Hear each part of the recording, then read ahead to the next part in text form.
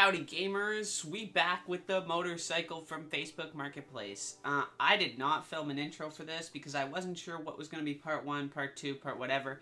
So I just kind of was filming while I did things. So I'm just going to record an intro and voiceover over top of the video you're seeing. Yeah, woo! The first thing I did on this part 2, this was, I think the following week after most of the weekend that I filmed for the last video. This is all, like, almost a month ago now, 3 weeks ago now, when I'm recording this voiceover, so I'm only remembering bits and pieces. But we decided to test out the 3D printed stencils I made for 800. That way I could put a little 800cc badge on the side of the engine covers. Just to kind of bring it all together, considering my bike is completely missing any sort of badging of any sort. So I decided to add some. After that, I gave the garage a little bit of a clean, because, well, as you've seen from everything, it is an absolute mess in there. We're in the middle of renovations, so it's kind of, you know, full of renovation shit, and we're not very organized people. So I cleaned that all up. That way I could actually get my brand new jack from Princess Auto underneath my bike, along with putting it in a wheel chuck just so I could hold it up straight and then lift it up. After getting the bike up off the ground, I put a new hose clamp on the intake for carburetor number 1, I think it is. I don't know, the upper carburetor. Because while reinstalling that tube there, I completely snapped the old hose clamp. Ordered some new ones on Amazon, threw that on there, and it worked good enough. I cut off the excess, and we moved swiftly along as we had pretty much completed everything to do with the carburetors. The next thing I decided that, well, I should do was replace all of the fuel lines. Now, I had replaced one fuel line already, but I decided to do the rest of them, and they were getting to be that sort of disintegrating, falling apart, and I didn't really want to have to clean my carbs again in 2 weeks. After doing the complete overhaul of my fuel system, and by overhaul I mean replacing 3 lines because there's not a lot in this bike, I proceeded to remove the rear tire, and boy was that an adventure.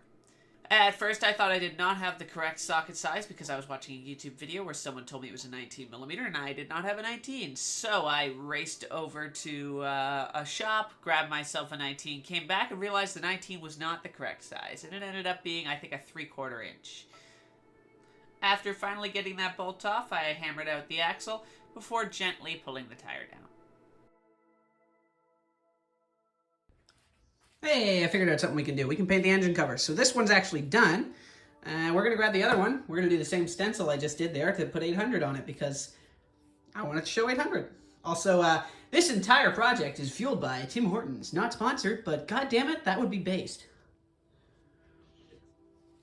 I don't know, I survive off Tim Hortons these days. That's what happens when I start working in IT.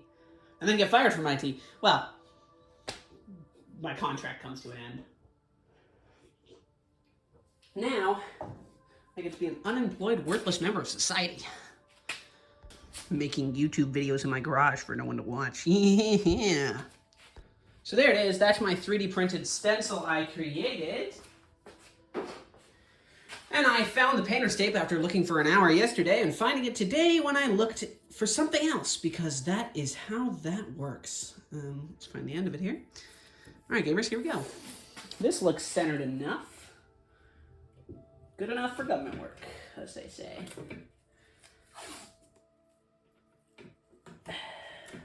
Let's not get on the stencil there.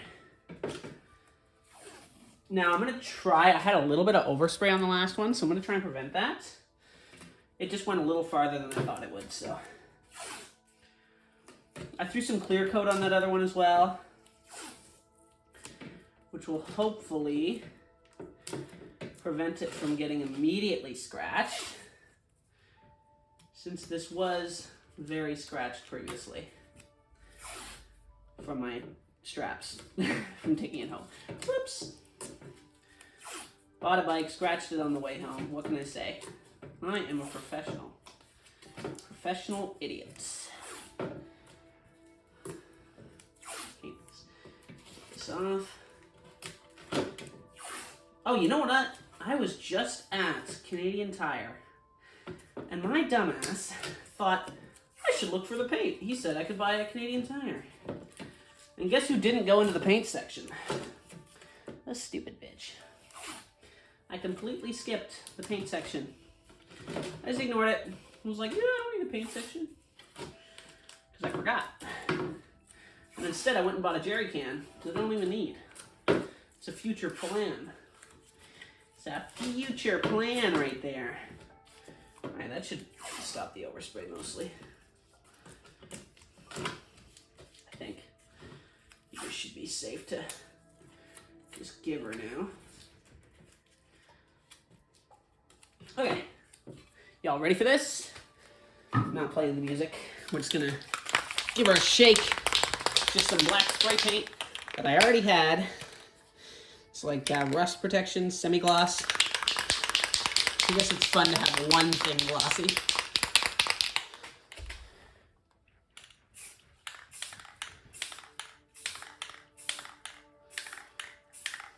I don't care if that gets black, if that becomes black.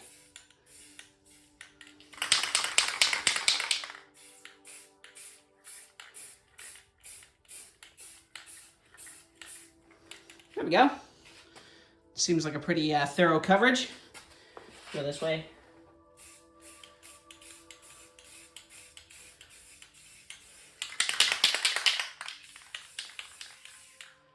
Something's wrong with this fucking nozzle. Good enough. Oh, I totally just gave it a spray. Oh well. Overspray adds character or something. Look at that. Gave her a spray. Doesn't even matter. I don't care. Should have taped the rest of it off. That would have been the smart thing. But hey, I only fucked it up once and then a second time, which means I fucked it up twice. Big brain time. Okay, let's move on to something else while that dries. Let's also open the garage, because I think I'm getting high on paint fumes. Now in this next clip, you'll see that the front tire is already off. Well, you can't necessarily see it, but it's already off. That was an adventure in and of itself. You see, I was trying to get the tires off the morning I was taking them to get new tires. And, well, the front wheel, the crimp bolt, was completely corroded and immediately stripped on me. I tried a dozen things, bought nearly $100 worth of tools that are supposed to, you know, get out stripped bolts, that kind of stuff. None of that worked. And the only thing that eventually worked for me was the old trick of hammering a Torx bit in. I should have tried that first. It would have saved me a ton of time. But I got the tire, or the wheel out about 10 minutes before I had to go to the tire place. So it was perfect, because they closed at 2 o'clock. It was a half-hour drive away, and I did it right around 1, just enough time to do everything and get them in there. So, yeah, cut it close, but we did it. The next thing I did was add a little USB port for charging my phone, connecting it directly to the battery. I discovered there was already a connection there, and I tried plugging it in, but to no avail. That screen may not come on unless there's actually something being drawn from it. So why don't I just grab something, plug it into the USB port first, and we'll see. Well, I know this isn't news, but I'm an idiot. Turns out, in the kit was a little, like, that right there. And so, yeah, apparently if it's an opposite version, try that.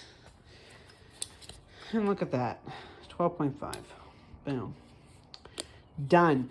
Only thing I don't like is that it is wired up to work without ignition, which is good that it has that. Now, ideally, if nothing's plugged into that, it doesn't matter if that's on. It's only, I guess I could eventually drain it with this little LCD. But anyway, you turn it off. So we're gonna cut these zip ties, and we're gonna reroute it up through here and up there. Yeah, let's do that. Once I figured out what I did wrong, I connected everything up and routed the cable up to the handlebars to make it fit all nice. When I finally got up to the handlebars, I discovered that the rubber that they gave me in order to make it hold and crimp around the handlebars okay was too thick. And if I removed it, the plastic on its own was too thin. So I added a small amount of foam from the garbage to kind of just give it a little bit of friction and make it not fall off. Next step today was to replace the grips. The grips that came on it were these awful clangy metal, dirt cheap, like aluminum grips. They were terrible, they were uncomfortable, they rattled. So I pulled the two of them off. Well, I pulled one of them off the night before and had already put it back on just to get a feel, but then I did the one for the actual throttle and was able to get everything attached up properly. After putting the grip on for the right side where the throttle was, I went along off camera and managed to spend quite a long time getting the adjustment nice and perfect so that the throttle cable had the appropriate amount of free play. And that is it for this second part. I will come back with a third part that will be the final part. The end of that video will be riding. I am going tomorrow to... Actually, no, today. Oh my god, it's today. I will be going in around 4 hours from the time of doing this voiceover to get my safety done, in which I will be riding it. And of course, I will record that first ride, and that will be the finale of part 3. So stick around. It'll probably be out in a couple weeks when I'm finally finished editing all of it, because I stopped being lazy. So yeah, look forward to that. Yay, bike. Bye.